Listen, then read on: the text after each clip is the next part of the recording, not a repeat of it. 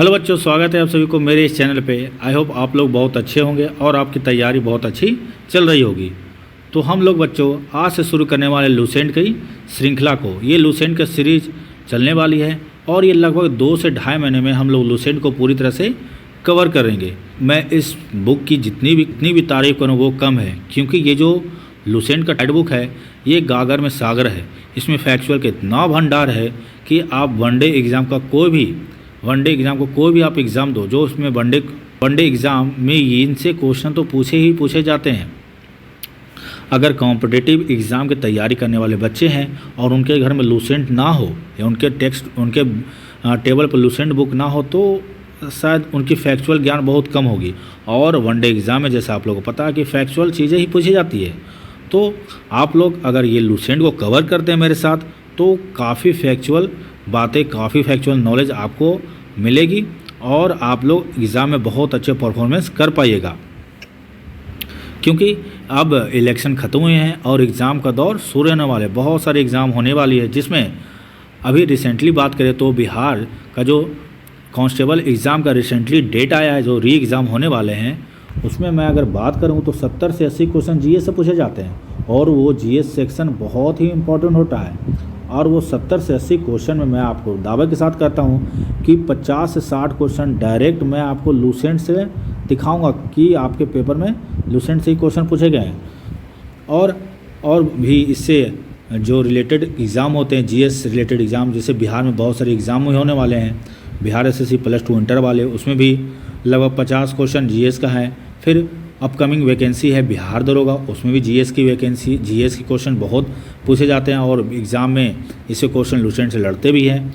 और बहुत सारे बिहार में भी एग्ज़ाम होने वाले हैं और सेंट्रल एग्ज़ाम में भी जीएस की बात करें तो उसमें भी क्वेश्चन लूसेंट से पूछे जाते हैं।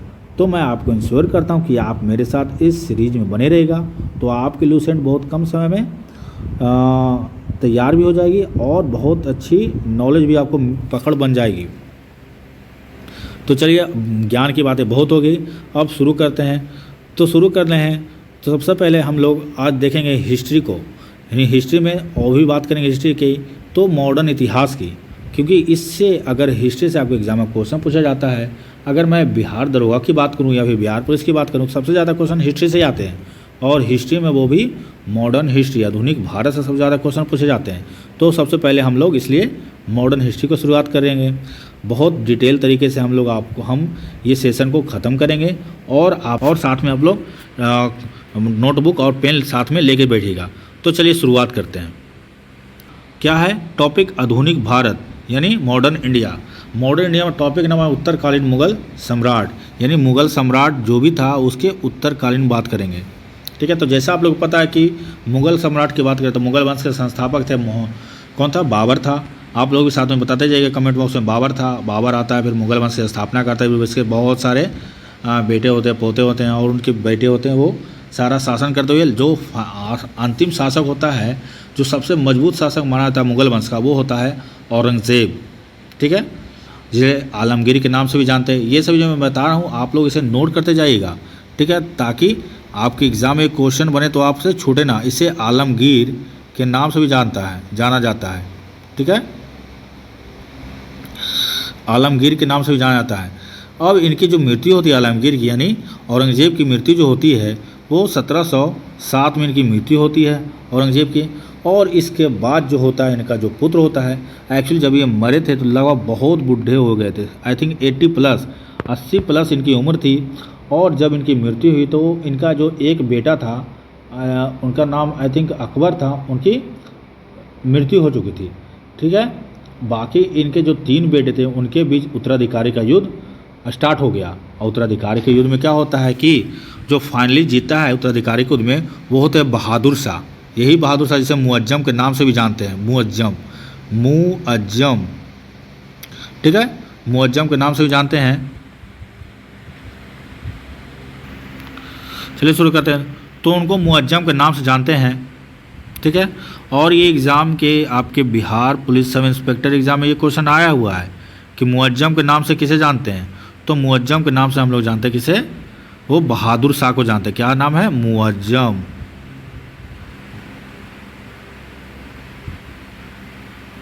ठीक है, ये भी आप नोट करिएगा। मुअज्जम के नाम से जानते हैं। और जैसे ही मुअज्जम शासक बनता है, यानी जैसे ही औरंगजेब की मृत्यु होती है, उसके बाद ही मुग़ल साम्राज्य का पतन स्टार्ट होता है, क्योंकि कोई भी इसके बाद कोई भी योग्य शासक नहीं होता जो पूरे साम्राज्य को अच्छे से चला पाए। और इसके साम्राज्य के पतन होने के साथ ही जो मुग़ल साम्राज्य है कई भागों में विभाजित हो जाता है। ठीक है, तो चलिए स्टार्ट करते हैं। उत्तराधिकारी के युद्ध देखें तो उत्तराधिकारी के युद्ध में क्या होता है, जो उत्तराधिकारी को मैं आपको बताया कि उत्तराधिकारी का युद्ध जो चल रहा है, तो क्या होता है कि औरंगजेब की मृत्यु के बाद उत्तराधिकारी का युद्ध होता है। उत्तराधिकारी के युद्ध में जो बहादुर शाह होता है, इसका सबसे बड़ा बेटा होता है औरंगजेब का, वो जीतता है और उसका साथ देते हैं गुरु गोविंद सिंह, जो सिख धर्म के 10वें गुरु थे ना। हाँ, आप लोग भी ध्यान देते रहिएगा और साथ में कमेंट करते रहिएगा।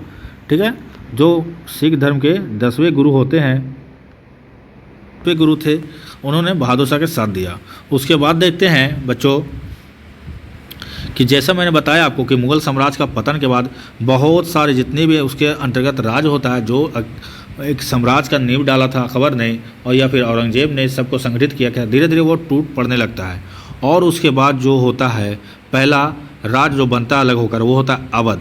अवध के संस्थापक होते हैं शहादत खां। देखिए, ये भी क्वेश्चन आपके एग्जाम में पूछा गया है। अगर मैं आपके एग्ज़ाम की बात करूं तो बिहार दरोगा का पीटी एग्ज़ाम में ये क्वेश्चन पूछा हुआ है कि अवध के संस्थापक कौन थे, तो शहादत खां। और इसके एक उपनाम के बारे में पूछा, तो आप लोग कमेंट बॉक्स में बताइएगा इसका नाम और क्या था। ठीक है, फिर देखते हैं हैदराबाद। तो हैदराबाद का संस्थापक तो वो चिनकिलीज खान था, जिसको एक नाम से और जानते हैं निज़ाम उल मुल्क। ये सभी वीवीआई क्वेश्चन है आपके एक बात आप लोग ध्यान रखिएगा, जितने भी डब्बा बनाकर क्वेश्चन दिया रहता है वो वीवीआई होते हैं। ठीक है, अब देखते हैं रुहेलखंड। तो जो रुहेलखंड का जो संस्थापक होता है वो कौन होता है बच्चों, तो रुहेलखंड का जो संस्थापक होता है वो होता है दाऊद अली या मोहम्मद अली खां। फिर देखते हैं बंगाल। सबसे इम्पोर्टेंट ये है बंगाल, कि बंगाल का जो संस्थापक होता है वो होता है मुर्शिद कुली खां। ठीक है, ये बात आप लोग ध्यान रखिएगा, बहुत बार एग्जाम पूछा गया है मुर्शिद कुली खां के बारे में। कर्नाटक के देखे थे सआदुल्ला खां और भरतपुर चूरनमूल और बदन सिंह। तो ये सभी अलग अलग राज्य की स्थापना की, यानी मुग़ल साम्राज्य अब टूटकर छोटे छोटे भागों में बट गया। चलिए अब देखते हैं नोट की बात करें तो मुग़ल सम्राट शाह आलम, जो मुग़ल सम्राट था मोहम्मद शाह, ठीक है, मोहम्मद शाह को बुरहान उल मुल्क की उपाधि दी गई। ठीक है, मुग़ल सम्राट जो मोहम्मद शाह था उसने शहादत खां को बुरहान उल मुल्क की उपाधि देता है ना। और शहादत खां का अली नाम मीर अमीन था। शहादत खां का असली नाम। अब देखते हैं बहादुर शाह का पूर्व नाम मुअज्जम है, ये मैंने बताया आपको। और ये पहले लुसेंट में ऐड नहीं था, जब एग्ज़ाम पूछा गया उसके बाद ये लुसेंट में ऐड कर दिया गया। तो आप लोग ध्यान दें। हम देखें तो बहादुर शाह को शाह ए बेखबर के नाम से जानते हैं। वही बहादुर शाह, इसे शाह ए बेखबर। इसका एक नाम और है, जो एक नाम इसका नाम है बूढ़ा बादशाह ही बोलते हैं इसे, बूढ़ा बादशाह के नाम से भी जानते हैं इसे। तो ये भी आप ध्यान रखिएगा, कई बार एग्जाम में क्वेश्चन पूछा गया कि बूढ़ा बादशाह कौन है, तो यही है मोहम्मद शाह। चलिए अब देखते हैं हम लोग। तो और इसकी बात करें तो बात करते हैं कि जहांदार शाह, जो अगला शासक होता है जहांदार शाह के शासनकाल में लाल कुमारी बेसिया को हस्तक्षेप करने का आदेश दे रखा था। जो अफेयर्स होते हैं, बोलते हैं अफेयर्स, यानी उसका जो चक्कर चलता है, एक बेसिया के साथ चलता है, जो बेसिया लाल कुंवर थी। और ये राज्य के कार्यों में, ये राजकाज में ये अपना हस्तक्षेप करते रहती थी। ठीक है, तो इस बार भी कई बार क्वेश्चन पूछा गया कि लाल कुमारी का हस्तक्षेप था किसके शासनकाल में, तो जहांदार के शासनकाल में। चलिए अब देखते हैं कि मुग़ल इतिहास में सैयद बंधु जो थे, सैयद बंधु आप ध्यान रखिएगा, जो सैयद बंधु होते हैं अली हुसैन और अब्दुल्ला खां, इसको नीति निर्माता के नाम से जानते हैं। ठीक है, किंग मेकर था जब और इन्होंने लगभग 4 मुग़ल शासकों को गद्दी बैठाता है और गद्दी से हटाता है। ठीक है, तो इसे नीति निर्माता के नाम से जानते हैं सैयद बंधु को। अब देखते हैं जहादर शाह, तो इसे लंपट मूर्ख के नाम से जानते हैं। जहादर शाह कौन था, तो लंपट मूर्ख है। अब देखते हैं फर्रुखसियार को मुग़ल वंश का घृणित कायर कहते हैं। ये फर्रुखसियार है और इसे मुग़ल वंश का घृणित कायर के नाम से भी जाना जाता है। तो ये सब आप लोग ध्यान से देते चलिएगा, और अगर हो सके तो अपना लुसेंट बुक खोलिए, लाइन बाय लाइन आप लोग मिलाते चलिएगा। अब देखते हैं कि ये जो नोट दिया हुआ है 1815 में एक शिष्टमंडल जॉन सुरवन के नेतृत्व में भारत आता है। ठीक है, अभी तक भारत पे यानी बंगाल का जो एरिया होता है, भारत में अंग्रेज़ लोग आ गया है और बंगाल के एरिया में अंग्रेज़ लोग अपना व्यापार करना शुरू कर दिया है। ठीक है, 1715 की बात करें तो जॉन सुरेमन के नेतृत्व में एक शिष्टमंडल भारत आता है और फ़र्रुखसियार से मिलता है 1717 में। फ़र्रुखसियार के दरबार में जाता है 1717 में। और ये जॉन शॉरमन जो होता है, इसके जो नेतृत्व में जो लोग आते हैं उसमें से एक डॉक्टर भी होता है। ठीक है, तो उसमें से एक डॉक्टर है जिसका नाम होता है हैमिल्टन, है ना।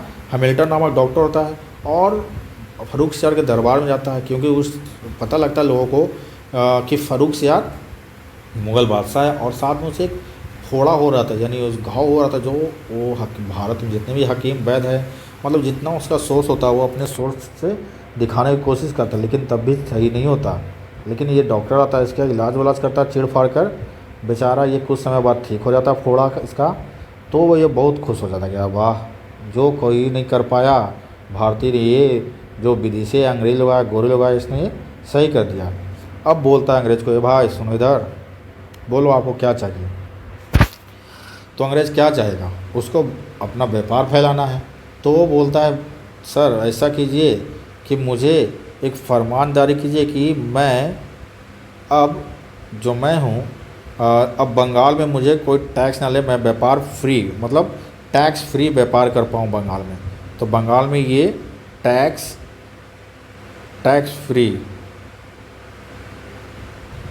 फ्री व्यापार करना शुरू कर देता है। ठीक है, तो ये जो टैक्स फ्री व्यापार का जो फरमान जारी करता है उसे है ही सुनहला फरमान। इसे क्या जानते हैं, सुनहला फरमान के नाम से जानते हैं, सुनहला फरमान। ठीक है, इसे आप लोग ध्यान रखिएगा, इसे सुनहला फरमान के नाम से जानते हैं। और इसे ही बोलते हैं ईस्ट इंडिया कंपनी का मैग्ना कार्टा, क्योंकि यहाँ से ईस्ट इंडिया कंपनी का एक टर्निंग पॉइंट मिलता है। अब वो व्यापार करेगा, ईस्ट इंडिया कंपनी के जितने भी कर्मचारी व्यापार तो करेगा, लेकिन वो भारतीयों को टैक्स नहीं देगा। यानी जो वहाँ का लोकल गवर्नमेंट थी, बंगाल का जो शासक था, लोकल शासक, उसको ये टैक्स नहीं देगा और सारी चीज़ें खरीदेगा और बेचेगा। अब सोच लो कि ये व्यापार तो कर रहा है, टैक्स नहीं दे रहा है, और इसके समानांतर मतलब और भी तो भारतीय व्यापारी थे ना जो व्यापार करते थे, उनको टैक्स देना पड़ रहा है। तो ये क्या करेगा, खरीदेगा और क्या करेगा, फिर ये कम दाम में बेचेगा। ठीक है, ये खरीदेगा लेकिन कम दाम में बेचेगा। अब कम दाम में बेच रहा है ये चीज़ें, तो और जो व्यापारी हैं और जो विदेश में ये सामान भेजता है, तो लोग तो इसी सामान खरीदेंगे। भारतीय व्यापारी क्यों खरीदेंगे, भारतीय व्यापारी कोई भी सामान खरीदता तो वो टैक्स दे खरीद रहा है। अब टैक्स दे खरीद रहा है भारतीय व्यापारी, तो अपना सामान को तो लाभ पर ही बेचेगा, प्रॉफिट पर ही। तो जो अपना सामान वो बेचेगा वो तो थोड़ा महंगा दाम ही होगा इनसे। तो यही फ़ायदा हुआ,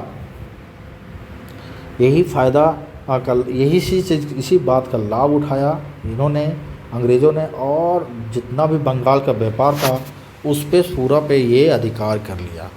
ठीक है, ये पूरा क्षेत्र पे अधिकार कर लिया, अपना सामान कम दाम में बेचने लगा। तो लोग जो आसपास के लोग तो इनसे सामान खरीदने आने लगे, और जो भारतीय व्यापारी थे उनसे लोग सामान ना खरीदे। तो ये होता है और मैग्ना कार्टा। चलिए, क्वेश्चन है कि युवतियों के प्रति अत्यधिक रुझान के कारण मोहम्मद शाह, ठीक है, एक बादशाह था मोहम्मद शाह, वही मोहम्मद शाह है ना, जो रंगीला बादशाह के नाम से जानते हैं इसे।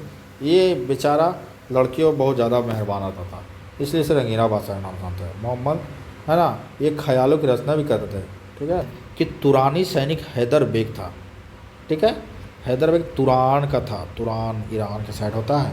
तो 9 अक्टूबर 1920 में सैयद बंधु और हुसैन अली की हत्या करवा देता है। ठीक है, इसके पीछे भी एक कहानी है। इसके पीछे कहानी कि ये सैयद बंधु जो होता है अंतिम शासक, यानी वो 3 शासक बना चुका था मुगल वंश का, मुगल शासक का। अब ये शासक बनाता अंतिम जो बनाता मुगल शासक बनाता मोहम्मद शाह को। मतलब ये भी मुगल वंश के था, लेकिन और भी तो लोग थे ना। मोहम्मद शाह को ये शासक बनाता है। ठीक है, होता है सैयद बंधु, ये बनाता है शासक। ठीक है, अब बनाएगा शासक भाई, तो ये तो अपना लाभ देखेगा ही। तो इसने अपना लाभ देख रहा था। अब क्या होता है, मोहम्मद शाह को ये चीज़ें पता लगता है कि अब मैं फ़ायदेमंद नहीं रहा सैयद बंधु के लिए। अब सैयद बंधु मुझे हटाना चाहता है। ठीक है बच्चे, अब सैयद बंधु इसको पद से हटाएगा, कोई नया मुगल बादशाह बनाएगा। ठीक है, क्योंकि ये किंग मेकर है। तो फाइनली ये मोहम्मद शाह भाप जाता है कि जैसे 3-4 राजाओं को इसने हटा दिया है बादशाहों को, इसी तरह से मुझे भी हटाएगा। चलो अब ये क्या करता है कि एक आता है तुरानी सैनिक होता है हैदर बेग, ठीक है, ये हैदर बेग तो तुरानी सैनिक। अब इसके से ये सहयोग मांगता है मोहम्मद शाह, और इसके सहयोग से हुसैन अली सैयद बंधु की हत्या करवा देता है। चलिए, है ना, हैदर बेग वही होता है, निज़ामुल मुल्क के नाम से इसे उपाधि देता है ना, यही था। फिर इसको ये इसकी हत्या करने के बाद हैदर अली की सैयद बंधु की हत्या करता है। उसके बाद ये मोहम्मद शाह इसको उपाधि देता है निज़ामुल मुल्क को। आप लोग समझ पा रहे हो कौन है नया निज़ामुल मुल्क, ये वही है। फिर ये बाद में हैदराबाद की स्थापना करता है, यही है हैदर बेग, ठीक है। तो इसने ये हत्या किया था, ठीक है, तो इसका इनाम इसको ये मिलता है।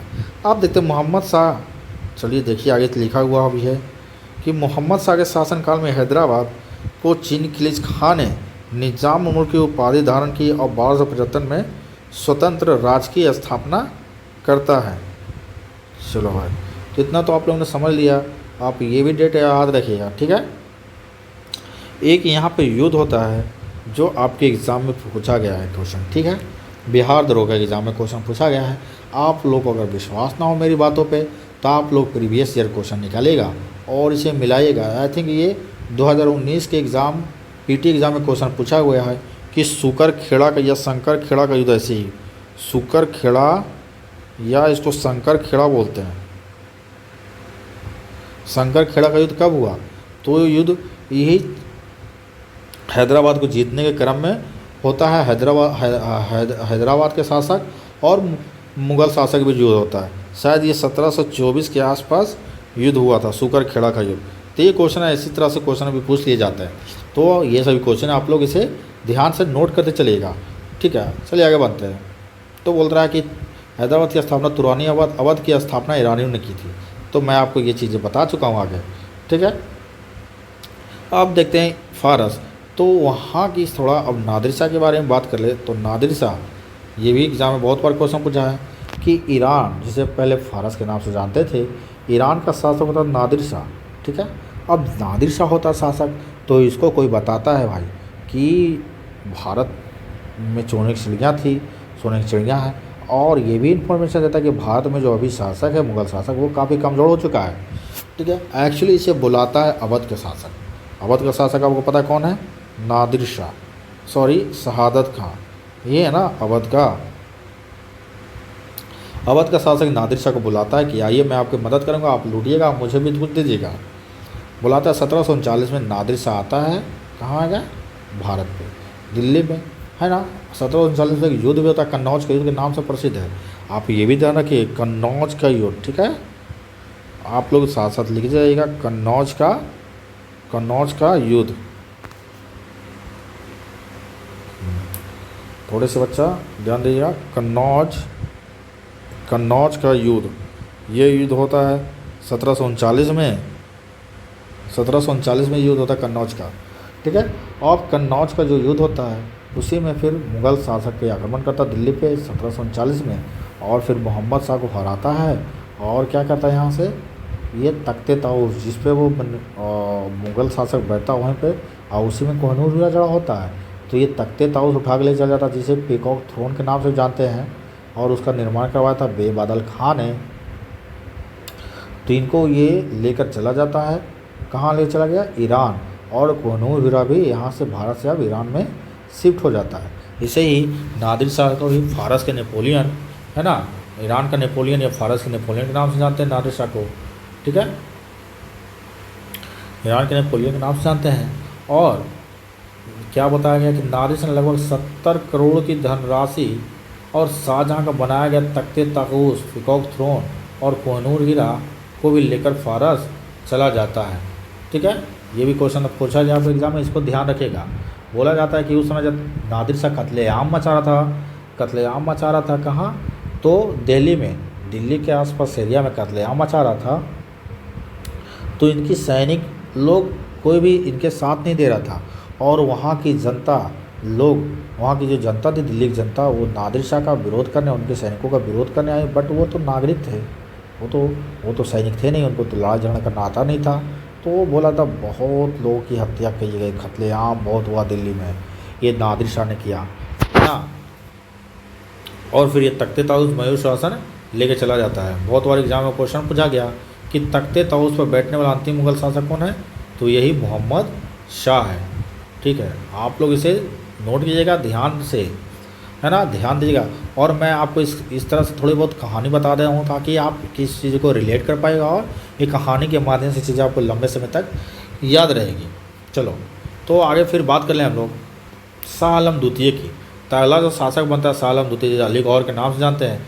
इसके शासन में 1803 में अंग्रेज दिल्ली पर अधिकार कर लेता है। अब ये कुछ मुग़ल शासक के क्रम दिए गए हैं, है ना, तो क्रम देख लें हम लोग।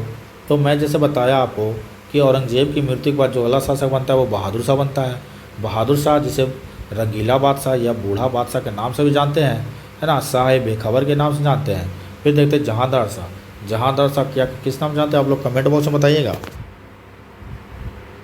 फारूक शाह की बात करें तो ये घिरनी कायर होता है जो 1319 तक बना। फिर देखते हैं मोहम्मद शाह होता है ना। इसके पहले 2-3 शासक होते हैं जो एक ही वर्ष तक शासन करते हैं।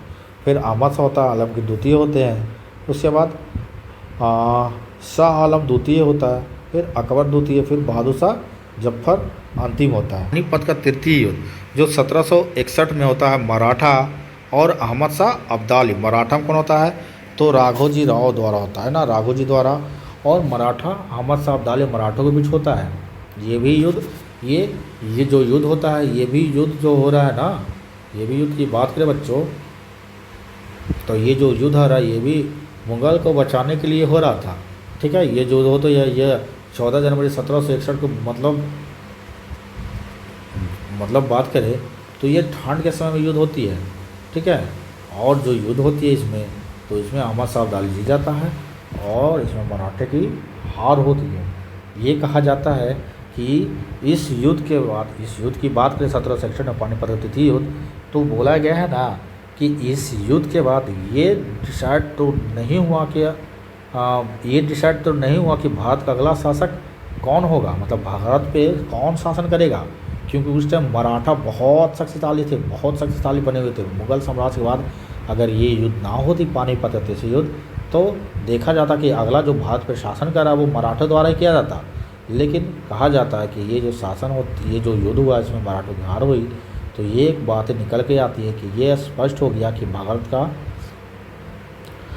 पे अगला शासन कौन करेगा ये तो नहीं पता, लेकिन मराठा शासन नहीं करेंगे ये स्पष्ट हो गया। ठीक है, तो ये भी चीज़ें पूछी गई है आपके एग्ज़ाम में। चलिए तो अब बात करें हम लोग कि मराठों की हार होती है। अहमद शाह अब्दाली वास्तविक नाम अहमद खां था और या नोट की बात करें कि अहमद शाह अब्दाली का वास्तविक नाम अहमद खां था और यह भारत पर 8 बार आक्रमण कर चुका था। ठीक है, इससे पहले मतलब कुल मिलाकर 8 बार आक्रमण किया और इसने मराठा साम्राज्य यानी मराठों को बुरी तरह से पराजित करता है। तो इसके बाद ये तो तय हो गया कि भारत का अगला शासक कौन होगा ये तो पता नहीं, लेकिन ये पक्का तय हो गया इस युद्ध के बाद कि मराठे ही अब अगला शासक भारत का नहीं बनेंगे। क्योंकि मराठा अभी तक सबसे शक्तिशाली साम्राज्य बना चुका था, यानी मुग़ल साम्राज्य के पतन के बाद मराठा ही एक साम्राज्य के रूप में उभर रहा था। और ये पानीपत का तीसरा युद्ध के बाद इनकी जो रथ यात्रा है वो रुक जाती है। आप लोग कमेंट बॉक्स में बताइए कि पानीपत में और कितने युद्ध हो चुके हैं और उनका ईस्वी भी बताइएगा। अब देखते हैं कुछ फैक्चुअल बातें कर ले तो गुलाम कादिर खां 1806 में शाह आलम द्वितीय की हत्या करवा देता है। ठीक है, ये भी याद रखिएगा। और अंतिम जो मुग़ल बादशाह होता है ये बहादुर शाह जफर होता है जो अंतिम होता है ना। और ये ही इसके बाद मुग़ल साम्राज्य के पद को समाप्त कर दिया जाता है। ये मुग़ल शासक होता है जो 1857 की क्रांति होती है जिसे भारत का प्रथम स्वतंत्रता संग्राम के नाम से जाना जाता है। इसमें नेतृत्व ये करता है इस युद्ध में, यानी 1857 के युद्ध में ये अंग्रेज़ों को भगाने के लिए दिल्ली से नेतृत्व करता है। ठीक है, बहादुर शाह जफर द्वितीय और दिल्ली से नेतृत्व करता है। तो इसमें क्या होता है, इसकी हार होती है बहादुर शाह जफर को और अंग्रेजी से लाल किला में स्थित रहता है, ये छुपा रहता है वहीं के हीरा महल में। ठीक है, बहादुर शाह जफर को अंग्रेज वहाँ से उठवाता है और भेज देता है कहाँ, बर्मा के राजधानी रंगून। रंगून में ही इसकी मृत्यु हो जाती है। आप लोग बताइएगा कि रंगून वर्तमान में का क्या नाम है रंगून का। उसके बाद देखें कि एक मशहूर शायर होता है मिर्ज़ा गालिब। इन्होंने 1857 की जो क्रांति होती है उसका सचित्र वर्णन किया है। और ये मिर्ज़ा जो गालिब होते हैं ये इसी बहादुर शाह जफ़र के दरबार में रहते हैं। तो इस तरह से टॉपिक को बहुत अच्छे से हम लोगों ने समाप्त किया। ये लास्ट आप लोग देख लो ये कि हयात बख्श खां लाल बाग में स्थित है, ये भी क्वेश्चन आपसे पूछा गया है। अगला जो टॉपिक होगा भारत में यूरोपीय कंपनियों का आगमन।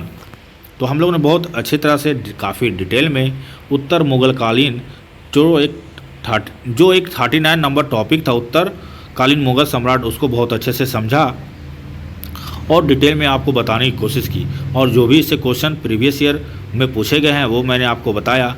तो आप लोग मेरे इस चैनल को सब्सक्राइब कीजिएगा, लाइक कीजिएगा, ज़्यादा से ज़्यादा शेयर कीजिएगा और रेगुलर इस सीरीज़ में बने रहिएगा ताकि मैं जल्दी जल्दी इस सीरीज़ को ख़त्म कर पाऊँ और आपको बहुत सारी लाभ हो इस सीरीज़ से। डायरेक्ट आपके एग्जाम में क्वेश्चन ऐसे ही पूछे जाएंगे। तो इसे मिलते हैं अगले टॉपिक में भारत में यूरोपीय कंपनियों के आगमन के साथ। ठीक है, तब तक के लिए धन्यवाद।